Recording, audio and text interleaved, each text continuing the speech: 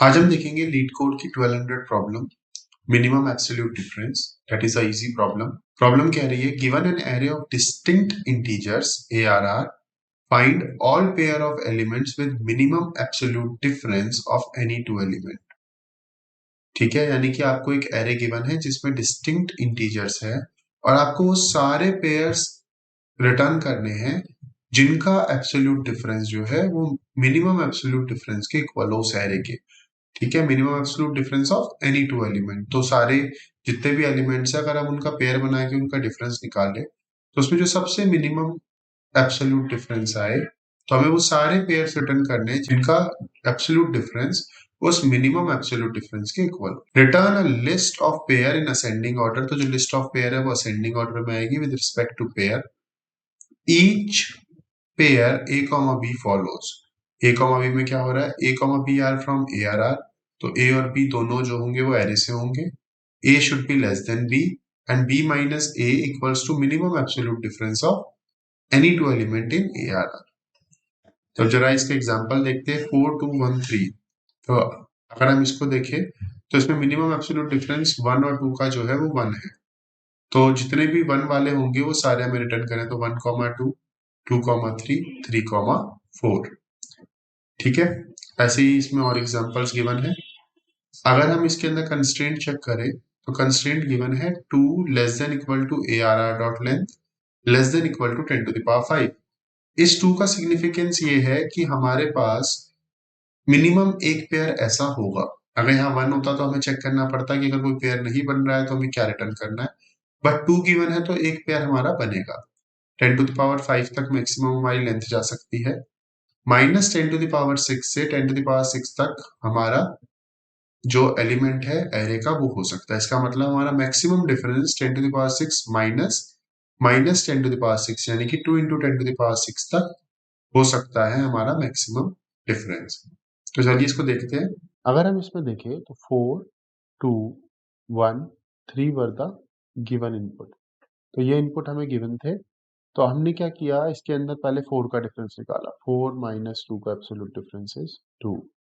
4 minus 1 का absolute difference is 3। 4 minus 3 का absolute difference is 1। और हम एक वेरिएबल भी रखेंगे, मिनिमम डिफरेंस,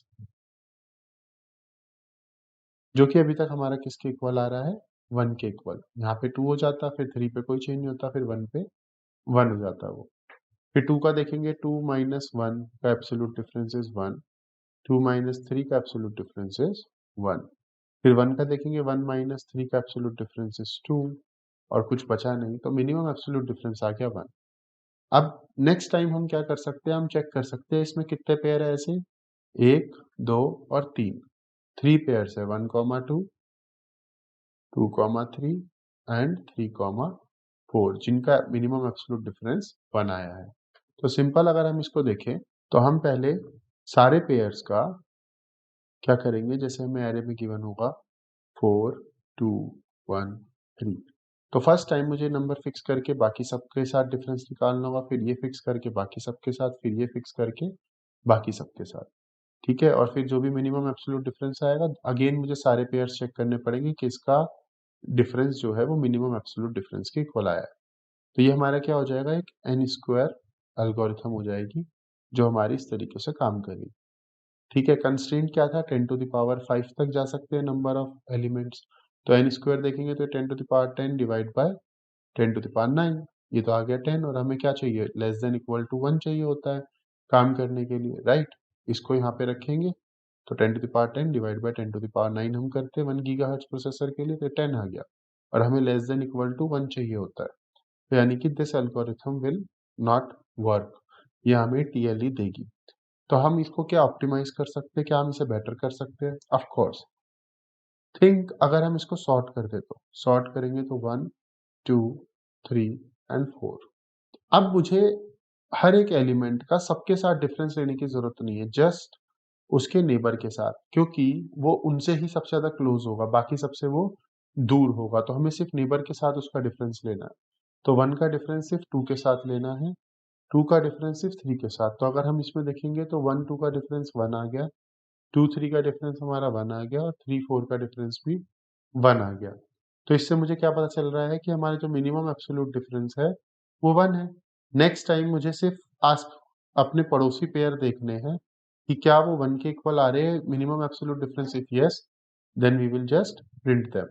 तो यानी कि ये हमारी जो एन स्क्वायर एल्गोरिथम थी अब किस में हो गई, क्योंकि हम सिर्फ पेयर्स को साथ साथ देख रहे हैं और बाकी एक एलिमेंट के लिए सारे एलिमेंट नहीं देख रहे, हम सिर्फ उसके नेबर्स देख रहे हैं। तो ये ऑर्डर एन की हो गई। तो ऑर्डर एन में हमने मिनिमम एब्सोल्यूट डिफरेंस निकाला और फिर अगेन ऑर्डर एन में हमने उनका सारे पेयर्स निकाल लिए जिनका difference equals to minimum difference है।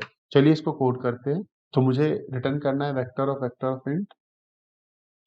तो यानी कि जो ये अंदर वाला है ये सिर्फ 2 एलिमेंट कंटेन करेगा, pair A comma B pair, और बाहर वाला उन सबको कंटेन करेगा। तो मैं यहाँ पे एक सॉल्यूशन वेक्टर बना देता हूँ और उसके बाद में क्या करना है, let's take int n equals to arr dot size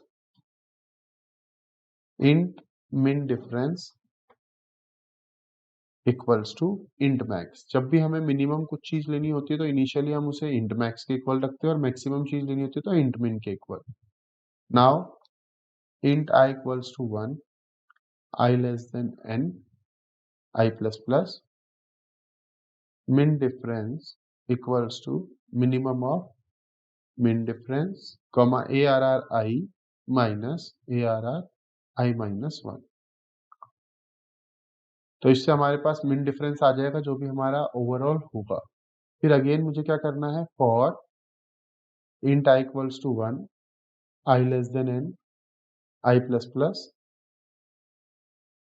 if arr I minus arr I minus 1 equal min difference. So मैं एक वेक्टर बना लूंगा, vector int temp dot push back arr I minus 1 पहले करना है क्योंकि a should be less than b, तो छोटे वाले को हम पहले करेंगे। And temp dot push back arr I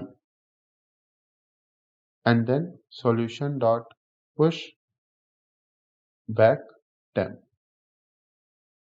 you must be wondering कि मैंने यहाँ पे डायरेक्टली ऐसे क्यों लिख दिया, क्योंकि वो मिनिमम एब्सोल्यूट डिफरेंस बोल रहा है। तो यहाँ पे मैंने इसलिए लिखा है क्योंकि ARRI is greater than ARRI minus 1, और चाहे हम किसी भी तरीके से दोनों माइनस हो, दोनों प्लस हो, एक प्लस एक माइनस हो, इनका जो डिफरेंस आएगा वो हमेशा पॉजिटिव आएगा। You can check for different values. For example -5 हो सकता है ARRI, -6 हो सकता है ARRI माइनस 1, 5 हो सकता है ARRI, 4 हो सकता है ARRI माइनस 1।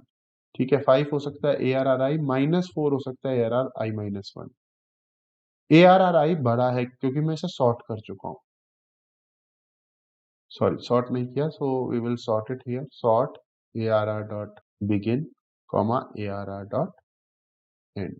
ठीक है, तो आप सॉर्ट करने के बाद ARRI हमेशा बड़ा होगा ARRI माइनस 1 से, and then we just return the solution. So it is accepted. Let's submit it. So it is running fine as we can see here. This is how we can solve a simple problem. इसके अंदर हमें थोड़ा सा ध्यान रखना होगा कि किस तरीके से हम कौन सी एल्गोरिथम को यूज कर रहे हैं, सो दैट हमारी प्रॉब्लम सॉल्विंग थोड़ी इजी हो जाए। तो एल्गोरिथम को हमेशा कोड करने से पहले you have to check whether it will run on the given test cases और not. We will see one more interesting problem in the next video. Thank you.